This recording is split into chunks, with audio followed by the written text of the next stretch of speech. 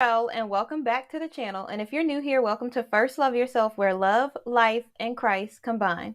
I am so grateful to have you here on this journey of self-love and discovery, self-discovery and empowerment with me.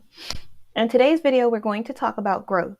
But before we get started, if you're new here, go ahead and hit the thumbs up and subscribe to the channel so you never miss out on more uplifting, empowering content like this.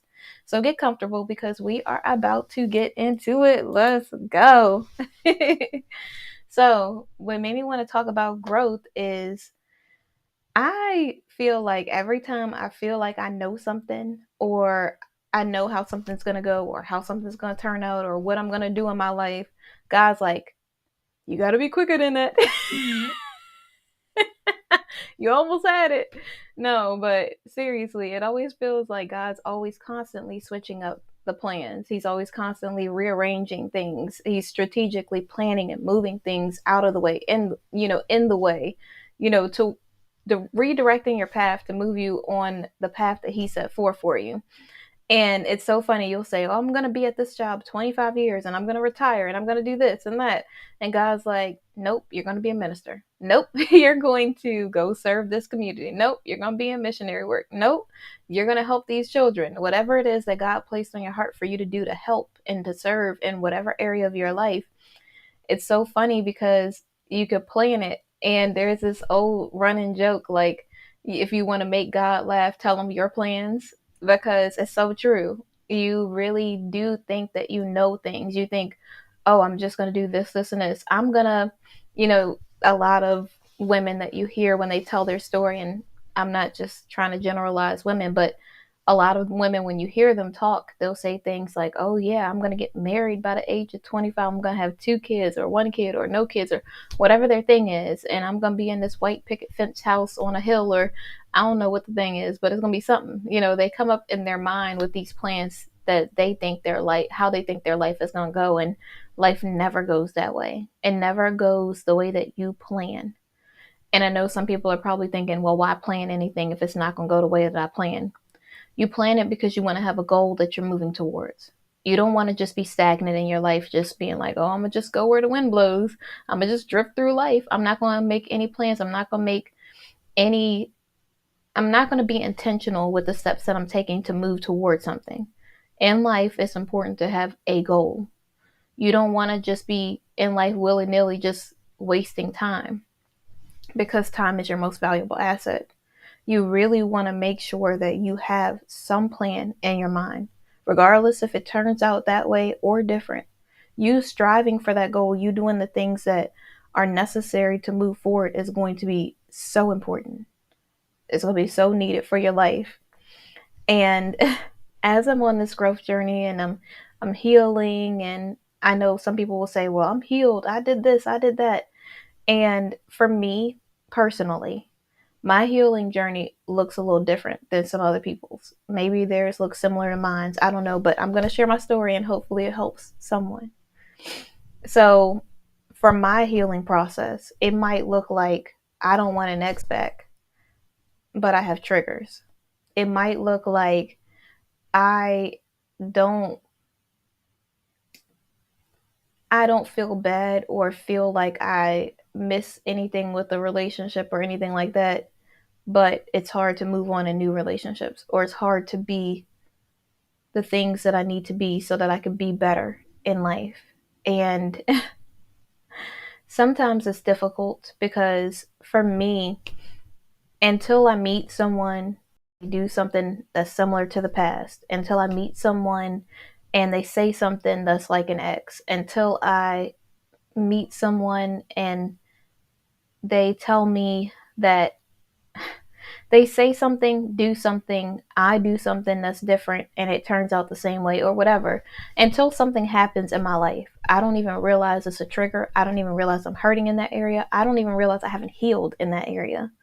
And I think that's why people say you got to really be in the field to know if you're ready, to know if you're doing these things. And for me, one of the most difficult things after I got out of my really, really, really long relationship, which I was married, for those of you that don't know, I really was like, I thought that I would never heal.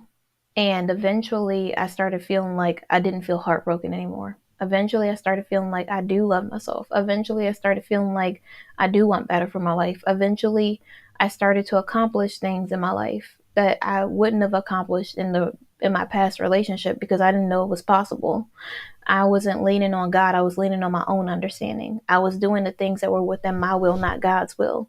And when you are doing things through God, when you're putting your energy towards things that actually propel you forward, you have no choice but to move up. You have no choice but to level up. You have no choice but to succeed in some area because you're putting all this effort in towards it, all this energy into it. And I'm not saying that all of a sudden you become famous overnight because God's like, oh, become famous overnight. No, but there are things that you will do in your life, especially when you're being obedient to God, that will lead you way faster into success than you on your own free will.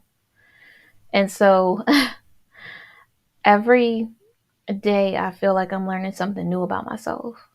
I'm thinking, oh, I could just do this one thing and all of a sudden I'm healed. We think if we focus on a few things, our mind, body, and soul, and all of a sudden we're good to go. No, it's a process. It takes time for you to heal in all areas.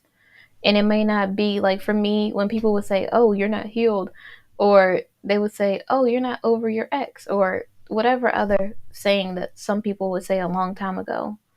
And I still get some person will say something every once in a while that will say something like, oh, you're not healed.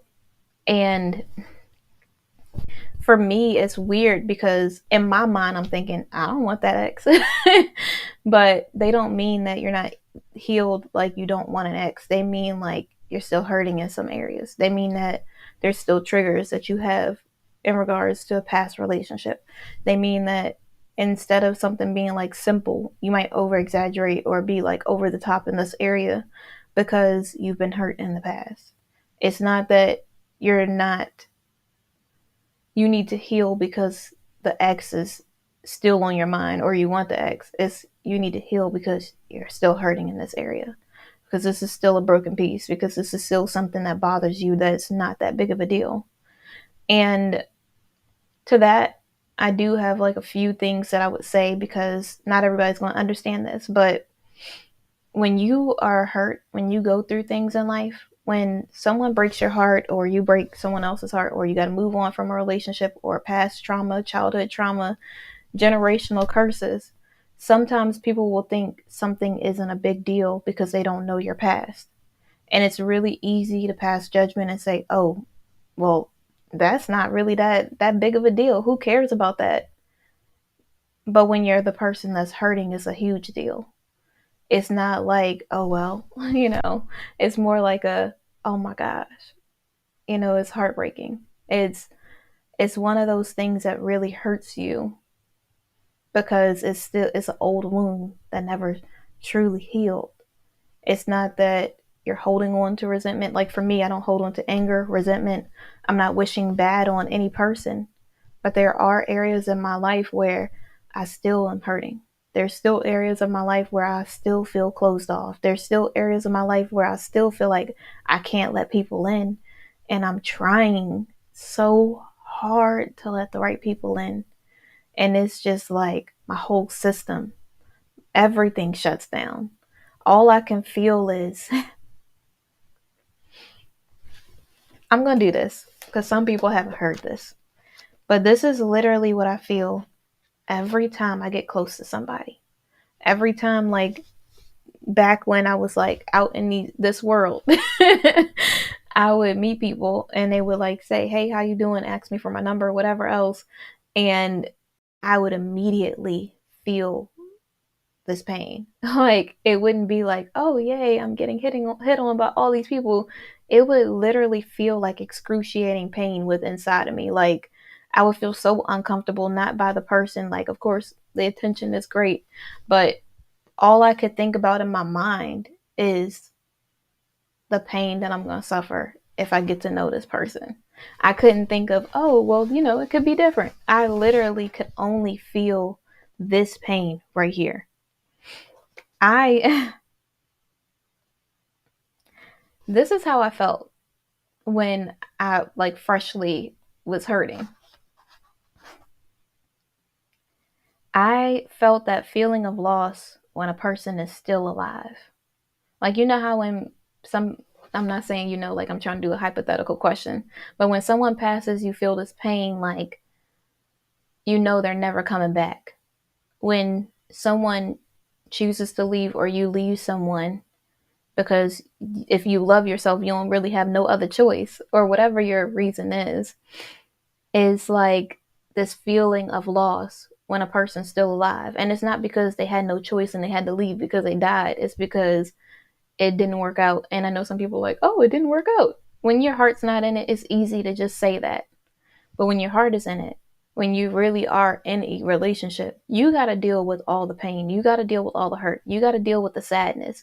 The person who's on the outside looking in, who can logically look at the whole situation and just say, oh, just walk away. Oh, don't worry about this. Like it's so easy. It ain't easy. Every time I see people like that, I be getting like really in my feelings because I'm like, they don't have to live with this situation. They don't have to live with the repercussions of the actions that you take. You're the one that has a whole family that you have to decide whether you want to walk away or not. They're not in your family. They might be a family member, but they're not in your household. They don't go home with you. They're not talking to you at night. They're not the ones staying out with you. They don't have no connection to anything that's going on besides you. As long as you're good or you seem good, they're fine. But when you're at home alone at night, crying, when you're struggling, when you're hurting, when you're sad, no one is there with you 24/7 to feel that pain that you got to feel by yourself. And while it's easy for other people to say, just walk away, it's no big deal. Oh, leave that person. Blah, blah. Like it's a one sentence, like, solution to your entire life. It is not that easy. It is a real decision that you have to make for yourself because you have to know this is the right decision for you. You have to stand flat footed in faith, knowing that everything is going to be okay, even though you don't know the outcome. When you know that you love yourself, you have to make a decision that's best for you, not because your friend, your family members, any person that loves you told you that. You have to make that decision because it's literally the best choice for you. Because you have to be at your healthiest to help other people.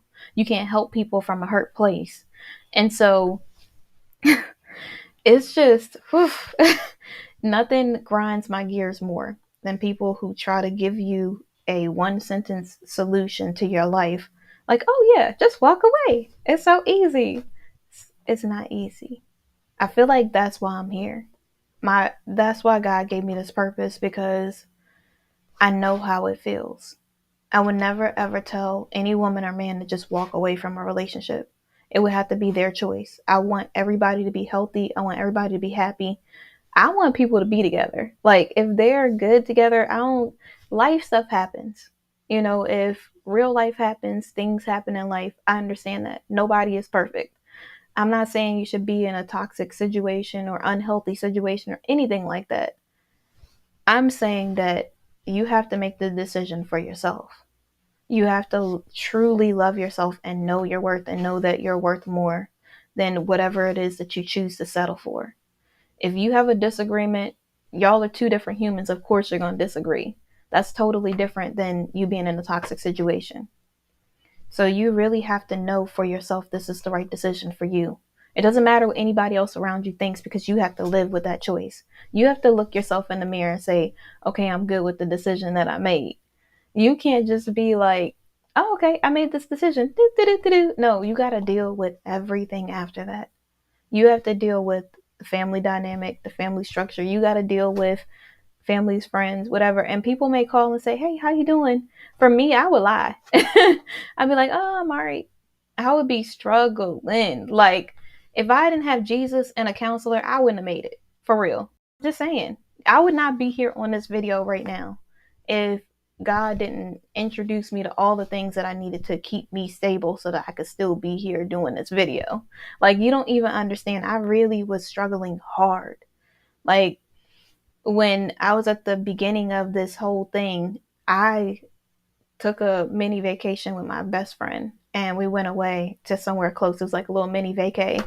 And while we are away, I literally have never felt that much sadness. I felt sadness at the beginning, but then when we went away, I had to get away, because if I didn't take time away, If she wasn't there with me and I didn't take time away and I didn't have people checking up on me, and God introduced people and told me, I don't know if God was like, hey, call her, because I would not be here right now if it wasn't for all of those people.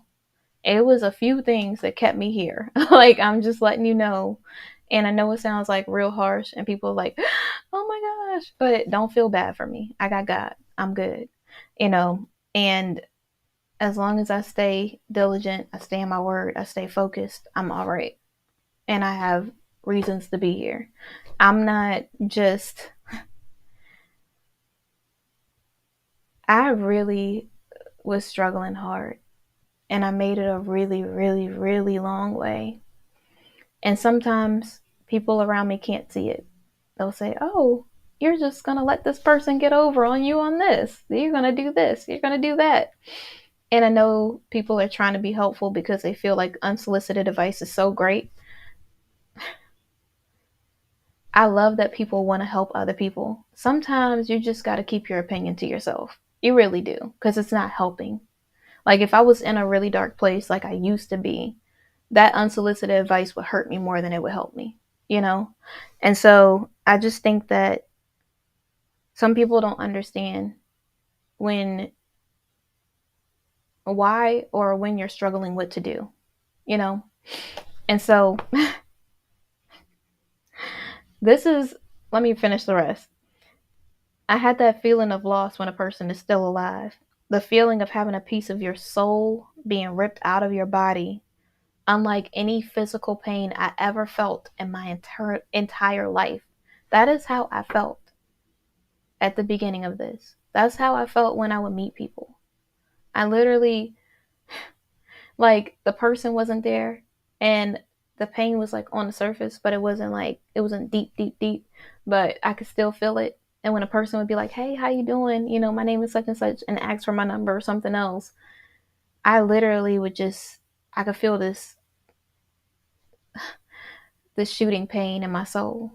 Like, I could feel like it was re-ripping out every single time I would meet a person. And I don't know if that was because the adversary was trying to keep me weak, or if it was just normal and that was part of the healing process. But I meet really nice guys. I would meet really nice guys and, talk to them or whatever else. And I could feel my guard come up. I could feel myself push them away. And I finally made it to a place where I don't feel like I want to push people away. And I still struggle in some areas. It's not easy. And when people tell me stuff because we're having a conversation and they're trying to help me, I have to listen so that I can grow. It's not always comfortable hearing the truth from someone who loves you or cares about you. But I think it's important to hear people out so that you could grow in the right way, because sometimes some people see hurt in you that you don't know is still there.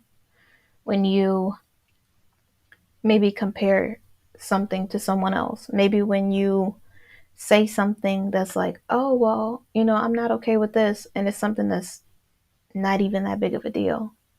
When you overreact in certain situations, that's showing that that's an area in your life that you're still not healed yet. And it's nothing wrong with you. It's part of the process. I don't want you to be so hard on yourself that you think that you haven't done anything in your healing journey because you're still broken in some areas or you're still hurting in some areas. I want you to know that's completely normal, and you need to feel those feelings and move on.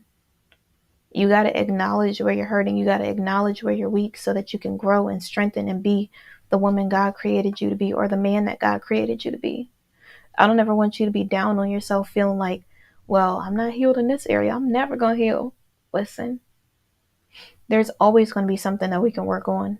Always. That doesn't mean that you're a good person or a bad person or that anything is wrong with you. That just means that that's life. That's just normal. You're a normal person. And I know some people are like, I'm different. Yeah, you're different, but you still have normal things that happen to you. You still struggle like everybody else. You still hurt like everybody else. And that's okay. It's time for you to be great. Give yourself some grace and take the time to heal in the areas that you need to. Let people help you. Sometimes I can be so like, I'm going to do it by myself, that when God sends people to help me, sometimes I push away the help that I really need.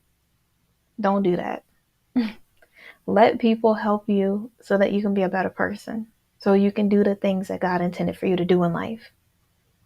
For me, it's going to look like me listening to constructive criticism, not unsolicited advice. I don't want that.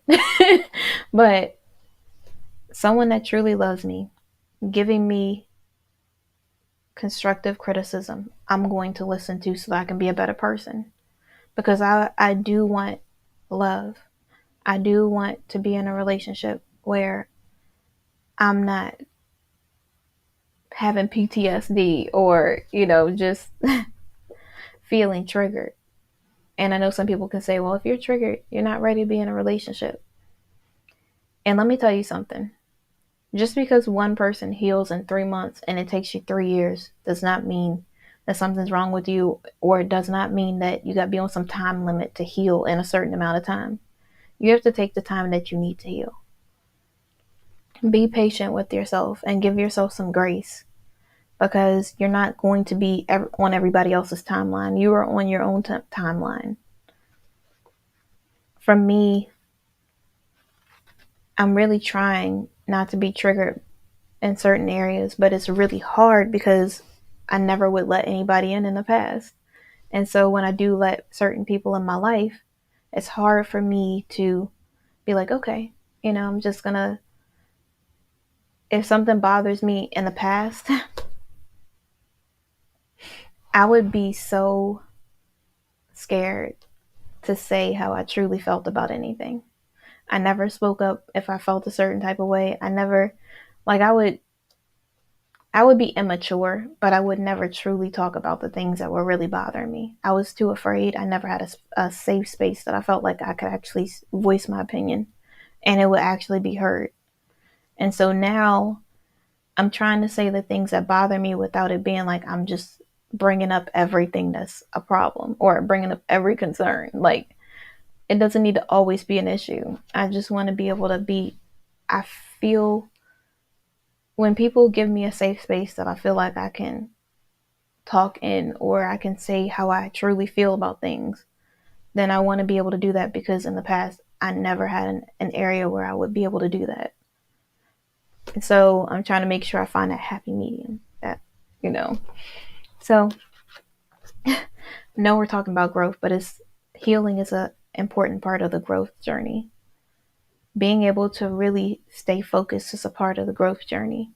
You being able to see your weaknesses and your strengths is part of the growth journey. Oh my gosh, I did not know I was on here that long. I'm so sorry. I appreciate you staying on here this long and letting me just blab and rant and everything else. And I hope that this was helpful, because my main concern is making sure that people know that they're not alone, that they understand that you have to take the time that you need to heal and to grow. Listen to constructive criticism so you can be a better person, because you'll only be better when you truly take heed to the advice and implement it in your life. Allow those things to grow you so you can be the woman God created you to be, or the man that God created you to be, the leader that God created you to be. So thank you for watching. Go ahead and hit the thumbs up and subscribe to the channel, and I will see you guys tomorrow. Have an amazing Sunday.